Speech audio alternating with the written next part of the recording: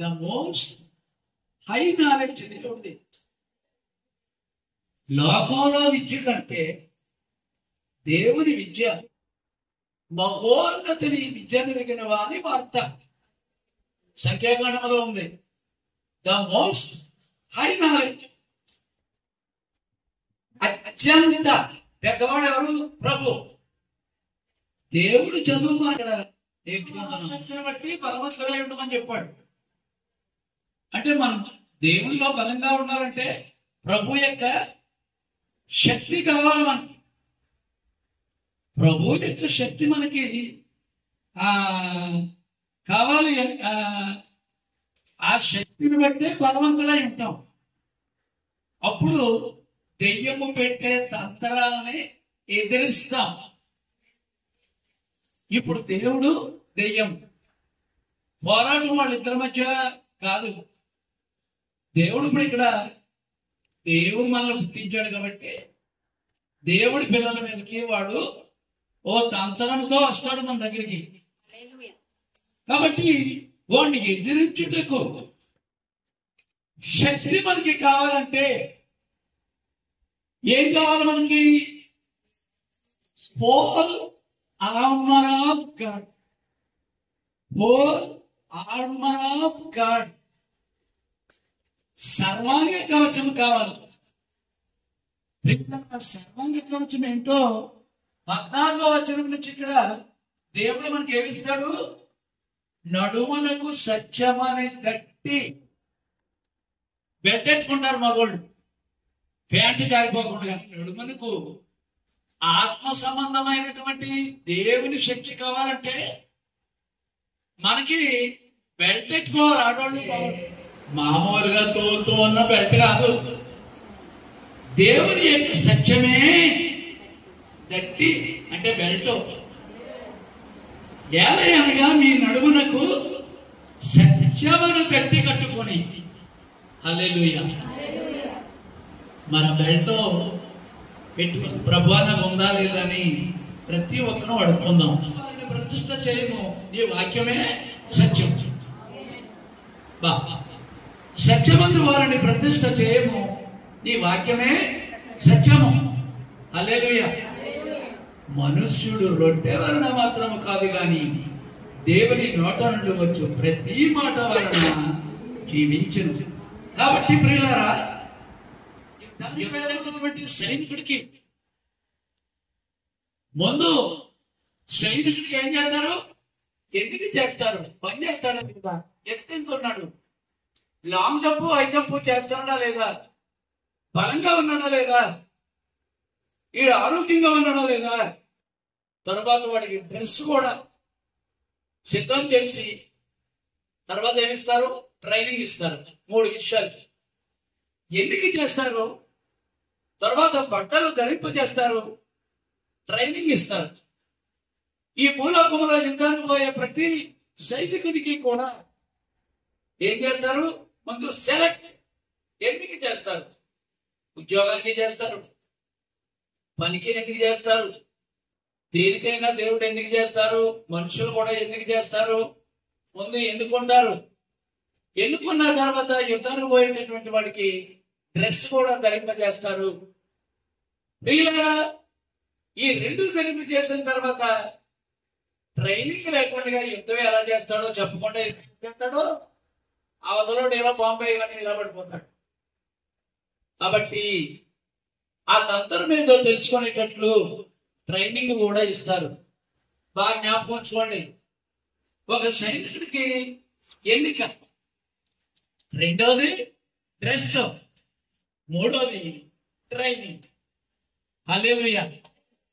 ఇక్కడ పౌలు గారు యుద్ధానికి వెళ్ళేటటువంటి పౌలుని జ్ఞాపకం చేసుకుని ఆయన ఏం చేస్తున్నాడో, ఆయన ఆ సైనికుల్లా ఉండాలి మన క్రైస్తవులు అందరూ అని చెప్పి మనం ఎలా పోరాడాలి?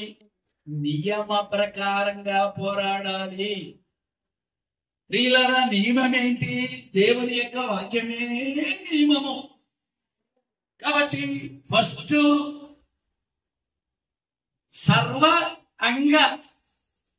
సర్వాంగ అంటే ఒక్కొక్క ఒక్కొక్క ఆయుధము.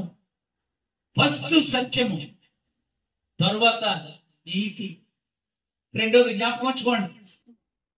మొట్టమొదటిదేమో సత్యమను బెల్ట్, రెండోది నీతి అను మైమరము, తర్వాత కాళ్ళకి సమాధాన సువార్త వలన సిద్ధ మనస్సు అనే జోడు, విశ్వాసం అనే టారు, రక్షణయను శిరస్త్రాణము నెత్తి మీద టోపి, దేవుని వాక్యమును ఆత్మ ఖడ్గము, తరువాత అన్నిటికంటే ముఖ్యం 18లో ప్రతి విధమైన ప్రార్థన. సర్వాంగ, అంగ అంటే అవయవము, సర్వాంగ అంటే దేవుడు మనం బ్రతకడానికి ఇచ్చినటువంటి అన్ని అవయవాల్ని దేవుడికి ఇచ్చేయాలండి. అది అప్పుడు దేవుడు ఏం చేస్తాడు? ట్రైనింగ్ ఇస్తాడు మనకి. ప్రియులారా, ఆ ట్రైనింగ్ గురించే అన్నిటికన్నా అతి గొప్ప పోరాటము ఇదే అనేది వారం 6 వారాలు విన్నామండి. మనం 5-6 వారాలు విన్నామండి. అరగంట లేక 40 నిమిషాలు టేప్ విన్నాం, మళ్ళీ నోటితో డిస్కస్ చేసాం. 3 భాగాలు. మొట్టమొదటిదేమో 1 పేతురు 5వ అధ్యాయములో, రెండవది ఎఫెసీ 6వ అధ్యాయము, మూడవది దానియేలు 12వ అధ్యాయము. ప్రియులారా, మరి ఈవేళ దేవుని యొక్క సర్వాంగ కవచం అనేటటువంటి ఇది కూడా యుద్ధం గురించే కాబట్టి దీంట్లో 3 వాక్యాలు కాకుండా మధ్యలో ఉన్న ఎఫెసీ 6 తీసుకున్నారు. మొత్తం 10 నుంచి 17. దేవుడు మనల్ని ఎన్నిక చేయడానికి మనల్ని సెలెక్ట్ చేసుకుంటాడు కాబట్టి దేవుని దగ్గరికి వస్తున్నాము. ఆయన భూలోకంలో దెయ్యంతో పోరాడడానికి డ్రెస్ ఇస్తున్నాడు మనకి. ఆ డ్రెస్ ఇచ్చిన తర్వాత ఆయుధాలు ఇస్తున్నాడు. ఒక్కడే కూడా విడిచిపెట్టకుండా సర్వాన్ని ఉంది అంటే అన్ని ఇచ్చేస్తున్నాడు దేవుడు. కాబట్టి ప్రియులారా, అందరం కూడా ఈ 2 విషయాల్లోనూ మనం గుర్తించుకుంటే దేవుడు ట్రైనింగ్ ఇస్తాడు మనకి, శిక్షణ. ఆ ట్రైనింగ్ లేకపోతే సైతానుడి యొక్క తంత్రాన్ని ఎదిరించలేమో. ఏమండి, నేను బాధపడి మిమ్మల్ని బాధ పెట్టేది ఎందుకంటే దేవుడి దగ్గరికి వెళ్ళకుండా ఏం చేస్తాడు? వాడు అడ్డంకులు కలుగు చేస్తాడు వీళ్ళకి.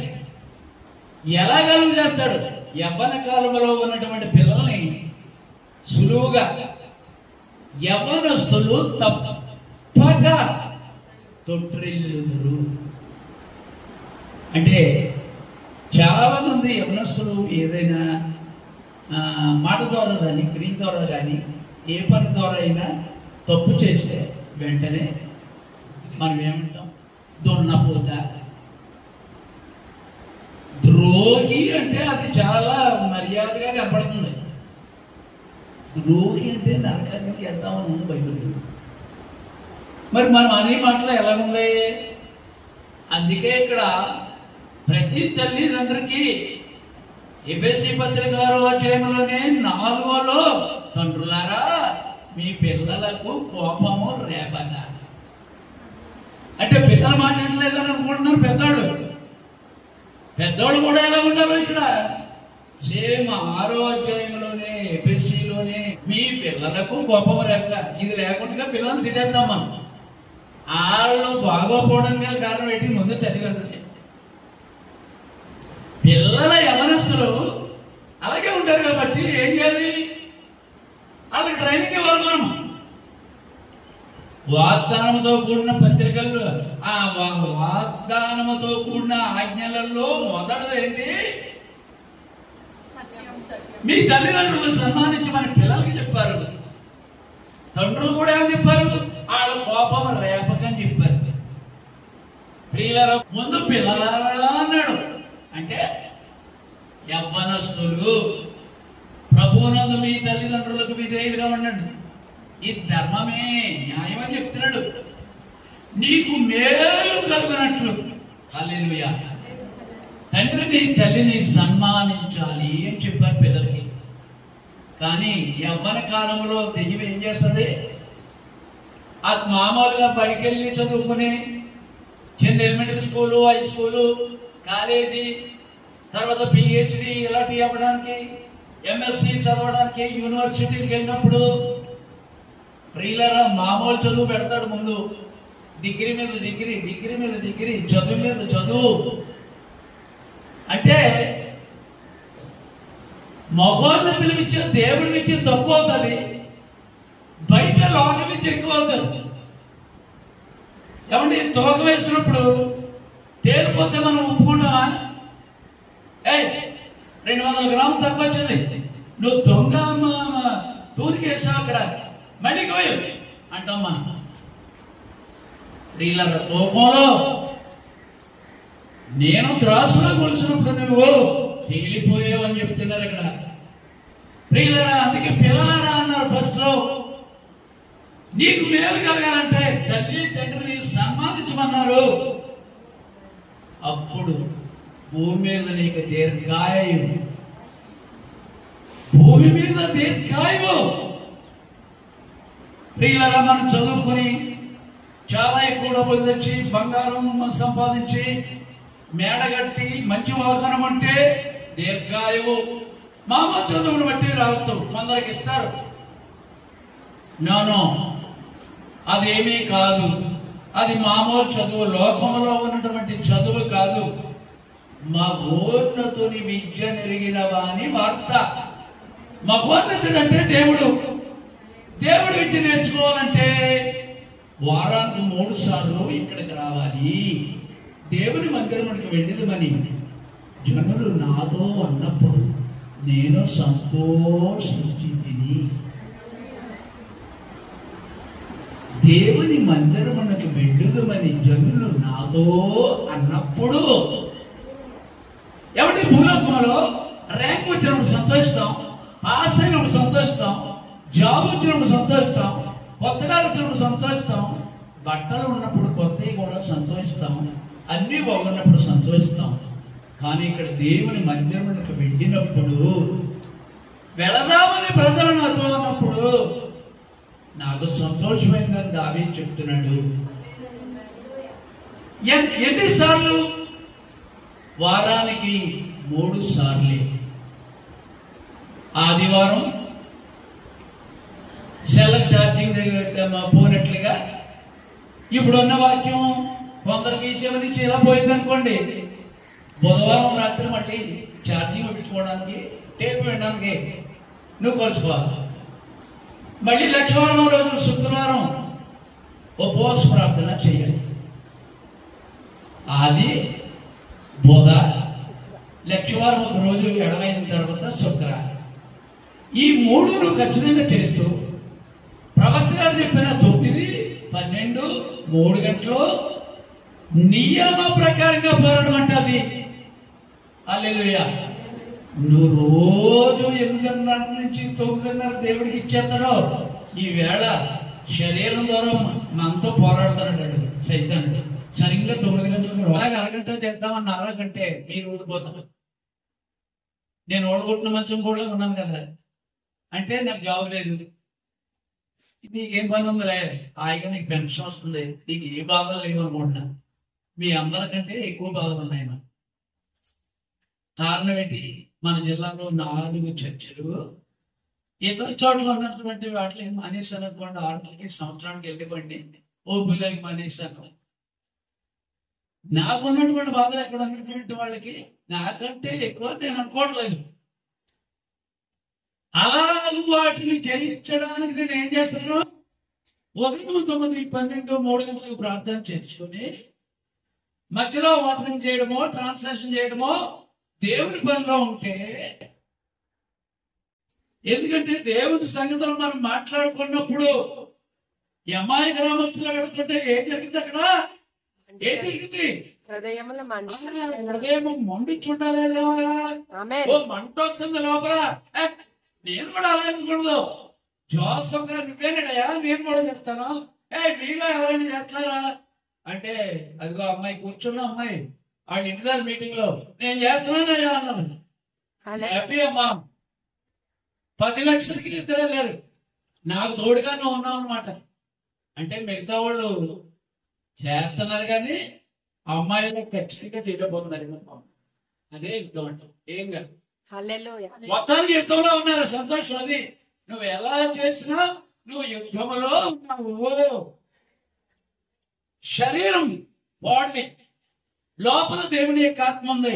ఈ రెండింటికి దెబ్బలాట. అది ఎక్కడ? మనస్సులో. మనసు ఎక్కడుంది?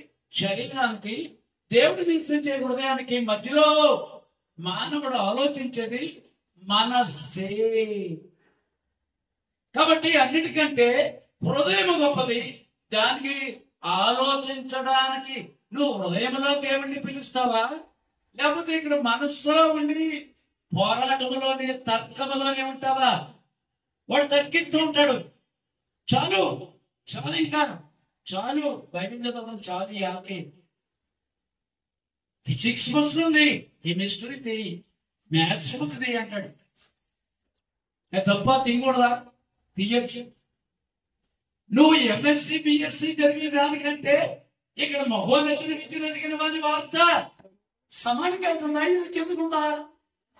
ఇది కిందకుంటే అది అప్పులా ఉంది. అప్పుడు అది మనకు ఉపయోగం అవ్వదు. అప్పుడు మనకు అవసరం ఎలా ఉంటుంది? బెల్ట్ లేదు, మనకి జారిపోతుంది. నువ్వు వాళ్ళు ఇంకా తక్కువగా పెట్టావు. నడుము కట్టుకోండి అంటున్నాడు. అందుకే హల్లెలూయా.